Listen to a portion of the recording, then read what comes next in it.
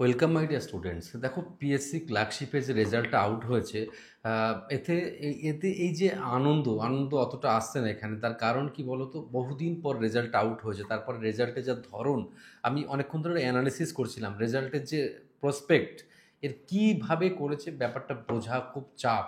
আমি এ নিয়ে আলোচনা করব, মেন্সের ব্যাপারটা আলোচনা করব, আরও ডিটেলিং করব অনেক কিছু। তোমরা ব্যাপারটা শোনো মন দিয়ে। যেহেতু টোটাল পাস করেছে 89,821 জন টোটাল পাস করেছে, ভাবা যায় পার্ট ওয়ানে, মানে যেটা প্রিলিমস এক্সামে। তো এই যে এতজন পাস করেছে, এবার একবার বিরাট ব্যাপার ভেবে দেখো, যে পরীক্ষাটা হয়েছিল, মানুষ তো পরীক্ষা দিয়ে ওয়েস্ট বেঙ্গলে ভুলে যায় যে কবে রেজাল্ট আউট হবে। সে 16/11/2024 আর 17/11/2024 এক্সাম হয়েছিল। 4টে শিফট টোটাল হয়েছিল, বুঝতে পারলে তো।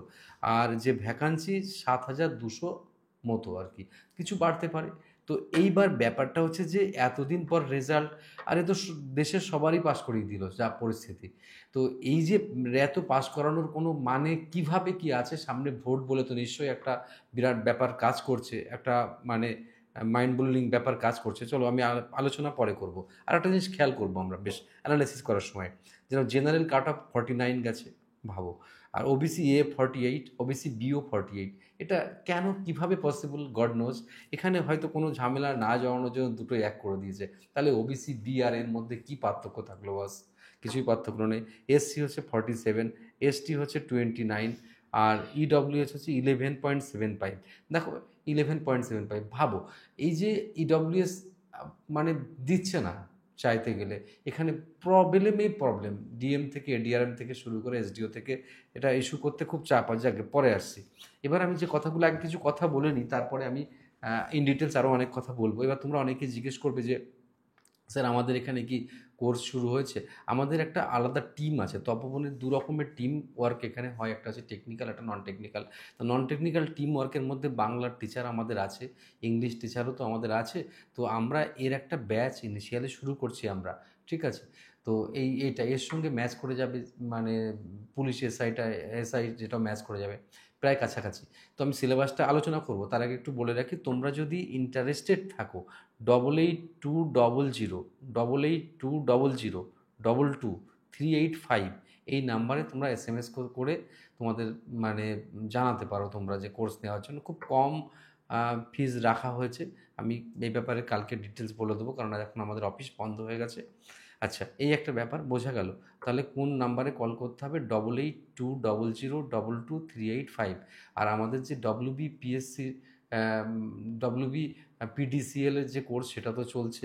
আর তাছাড়া আরেকটা কোর্স আমাদের চলছে, সেটা তোমরা জানো যে এই WBSSC, group C and group ডির মানে কোর্স, আরও অন্য অন্য কোর্স তো সব চলছে। তো আমি সে নিয়ে আর কথা বলছি না এখন। এবার আমি আসি পার্ট টু। পার্ট টুটা কেমন রাখা হয়েছে? ডেসক্রিপটিভ রাখা হয়েছে, খুব ভালো করে বোঝো। এই যে ডেসক্রিপটিভের মধ্যে এমন কিছু রাখা নেই এখানে, শুধুমাত্র বাংলা 50 আর ইংরেজি 50, ঠিক আছে? আর টাইপ, এবার এটা 1 ঘন্টা টাইম রেখেছে। আর এই যে এখানে কোনো কিন্তু নেগেটিভ মার্কস রাখা হয়নি, বুঝতে পারলে তো। আর এটা কনভেনশনাল টাইপের, মানে লিখিত। এর মধ্যে কী কী থাকবে? রিপোর্ট রাইটিং থাকবে, সারাংশ থাকবে, অনুবাদ থাকবে, এই সমস্ত মোটামুটি থাকবে। তাহলে একটা আইডিয়া হলো। এবার এর সঙ্গে কি হবে, এর পরেরটা পাস করে গেলে টাইপিং টেস্ট হবে। টাইপিং টেস্টে মোটামুটি ইংলিশে 20 ওয়ার্ড পার মিনিট লাগবে, আর বেঙ্গলিতে 10 ওয়ার্ড পার মিনিট। মানে তোমরা যদি কেউ পাস করার পরেও শুরু করো এই বিষয়টা, তাহলেও তোমরা পাস করতে পারবে। এটা কোনো ব্যাপার না। আজকাল আমরা যেভাবে মোবাইল ইউজ করি, তাতে আমরা যদি কম্পিউটার বেস করে আমরা যদি একটু চেষ্টা করি, অল্প দিনে এই পিক আপটা যে কোনো মানুষ নিয়ে আসতে পারবে। তাহলে এই অবধি তো বুঝতে পারলে। এখানে আর একটা ইনফরমেশন তোমাদের দিয়ে রাখি, সেটা হচ্ছে পাবলিক সার্ভিস কমিশনের প্রিলিমসের মার্ক কিন্তু মেরিট লিস্টে যোগ হবে। তার মানে প্রিলিমসে যারা নাম্বার বেশি পাবে তাদের একটা প্লাস পয়েন্ট থেকেই যাচ্ছে। ওকে। তো এই রকম ব্যাপারগুলো আমরা বুঝলাম। এবার আমি একটু কথা বলার এখানে আছে, কথা বলতে হবে আমাকে, কেননা কথা বলাটা খুব জরুরি বলে আমি মনে করছি। দেখো বাবু, এই যে পরীক্ষা, এবার তোমার হাতের কাছে যেহেতু এসছে, তুমি পাস করে গেলে তুমি না দিয়েও পারবে না, আবার না দিলেও তোমার দিলেও আর মানে ভালো প্রিপারেশন হবে কি না, এরকম। আসলে একটা জিনিস খেয়াল করে দেখো তো, 2026-এ ভোট রয়েছে। এই ভোটকে টার্গেট করে কি হচ্ছে না এগুলো, আমরা তো বুঝতে পারছি। কিন্তু স্টুডেন্টের তো হাত পা বাঁধা, তারা প্রতিবারই বিভ্রান্ত হয়, আর বিভ্রান্ত তাদের হতে হয়। এটাও একটা বড় কারণ। তাই আমি প্রত্যেককে বলবো, তোমরা যদি পারো নিজেরা প্রিপারেশান করো এটার, যারা পাস করে গেছো। আর যদি সাহায্য নিতে হয়, তাহলে আমাদের সঙ্গে যুক্ত থাকতে পারো। আমরা খুব কম মার্জিনে এই কাজটা করব, কারণ স্টেট গভর্নমেন্টের জব তো, মানুষের ছেলেমেয়েরা বহুদিন ধরে বসে আছে এই একটা পরীক্ষা দিয়ে, সেই জন্যে। তো আশা করি তোমরা আমার কথা শুনে অনেক কিছু বুঝতে পারলে, এবং আমি তোমাদেরকে এটা এনশিওর করছি যে এই যে 50 নম্বর আছে, 50, 50, 100 নম্বর আছে, একটু যদি ভালো করে 9, 10-এর সিলেবাসটাকে ফলো করা যায় এই বিষয়ে, তাহলে খুব উপকারে লাগবে। যেমন তুমি ধরে নাও কী পড়তে হবে। এবার পি কে দে সরকারের একটা English grammar and composition books আছে, ওই বইটা পড়লে ভীষণ কাজে লাগবে, ভীষণ ভীষণ কাজে লাগবে। আর বাংলা বই তোমাদের তো অনেকই আছে জানা, তো এই বইটা আমার ক্ষেত্রেও লাইফে অনেক উপকার দিয়েছে, এবং এটা বহু পুরনো আমলের বই, পি কে দে সরকারের ইংলিশ গ্রামার অ্যান্ড কম্পোজিশন। এখান থেকে তুমি পড়লে দেখবে বাংলা ইংলিশ দুরকমভাবেই দেওয়া আছে, তাহলে তোমার সুবিধা হবে। এই ব্যাপারটা নিয়ে তাহলে আমি টোটাল ইনফরমেশনটা তোমাদেরকে দিতে পারলাম এই রিলেটেড। আমি আশা করছি ব্যাপারটা বুঝতে পেরেছি, এবং তাছাড়া আরও কিছু তোমাদের ডিসকাস করি। সেটা হচ্ছে রোল নাম্বার, যে এটা পাস করিয়েছে কত যেন, 89,821 ক্যান্ডিডেট। ভাবো, প্রায় 90,000 ক্যান্ডিডেট, ঠিক আছে। আর যারা পরীক্ষা দিয়েছিল 16/11/2024 এবং 17/11/2024 যারা পরীক্ষা দিয়েছিল, রেজাল্ট বেরোতে প্রায় 1 বছর লেগে গেল। আর তো এত লোককে তুমি পাস করালে, আপনি পাস করালেন, কিন্তু এত লোকের চাকরি দেওয়ার জায়গা আছে তো? মোট সিট তো হচ্ছে 7,200 জন, তার মধ্যে স্বজন পোষণ থাকবে কিনা সেটাও তো বোঝা যাচ্ছে না। তাহলে এই হচ্ছে পরিস্থিতি আমাদের এখন। তোমার ক্ষেত্রে আরেকটুখানি আমি আলোচনা করে দিচ্ছি।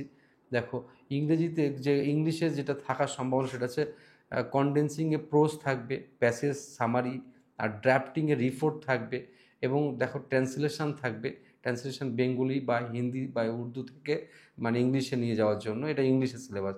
বাংলাতে একই জিনিসগুলো, যেরকম ড্রাফটিংয়ে রিপোর্ট থাকবে, আর কনডেন্সিংয়ে প্রোজ থাকবে, মানে প্রোজ পড়ে সেখানে উত্তর দিতে হবে, আর প্যাসেজ থাকবে সামারি বা প্রেসি, ট্রান্সলেশন থাকবে ইংলিশ থেকে তোমার ইংলিশ বেঙ্গলি, বা তুমি যে ভাষাটা নেবে সেখানে তোমায় করতে হবে।